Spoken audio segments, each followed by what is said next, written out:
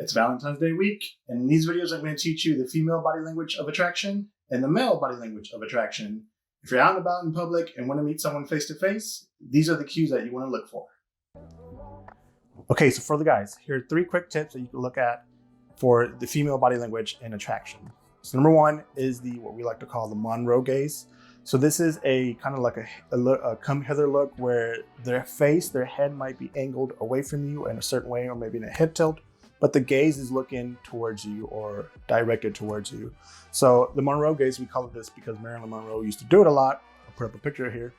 And the interesting part is that I've seen this in cartoons as well. If you look at Lola Bunny from Space Jam, she kind of has this downward look and up with the gaze, kind of the come hither look. So you want to make sure you look for the Monro Gaze.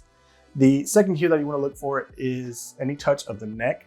This is a soft area. This is a very delicate area on a woman's face. They tend to have a little bit more rounder face than the male would. Also, the suprasternal notch, this part right here in between the collarbone, is a very delicate area.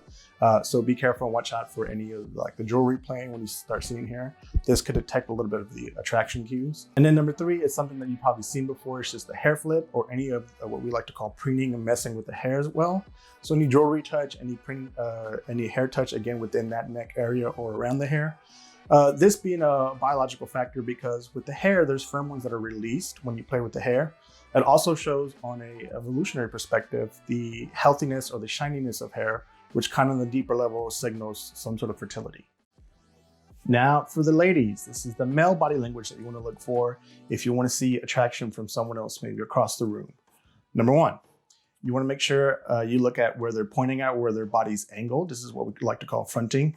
Sometimes you want to make sure you look at the feet. If their feet are pointing towards you, it means that their intention is towards that way. So you want to make sure you look at the feet or just where their body is naturally angled or where it starts turning.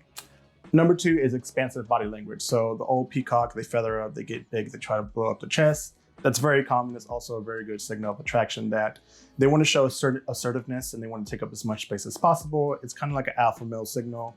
But they tend to do this whenever they want to get your attention as well. And then number 3 is kind of like a very specific gesture emblem that you see, but sometimes guys will put their hands in their pockets with their thumbs in their belt loops, or kind of like the cowboy stance where you do, and they'll stand with their feet wide apart as well.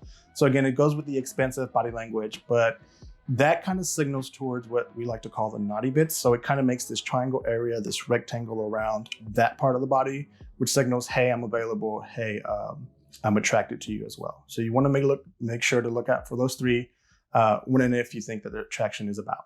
What do you think is the number 1 attraction cue during courtship when you're trying to get people's attention? What is it about someone that kind of attracts you to them? And the answer to that is availability. And a lot of people, I haven't seen anyone answer yet, but availability tends to be the number 1 reason why someone is attracted to you. Now there's 2 ways to show availability, is by showing approachability and likableness. So using open body language and warm charisma cues to signal back to the other person that you're also attracted to them. I hope you have a very good, happy Valentine's Day. And if you're out there seeking for a partner or seeking for a relationship, don't forget any of these tips, especially if you don't know where to start or if you tend to be that timid, shy person. Body language is a very good fundamental foundation place to start, especially for communication skills. You don't have to say words. You don't have to worry about the pickup line. A lot of these attraction cues happen way before you even speak. Happy Valentine's Day.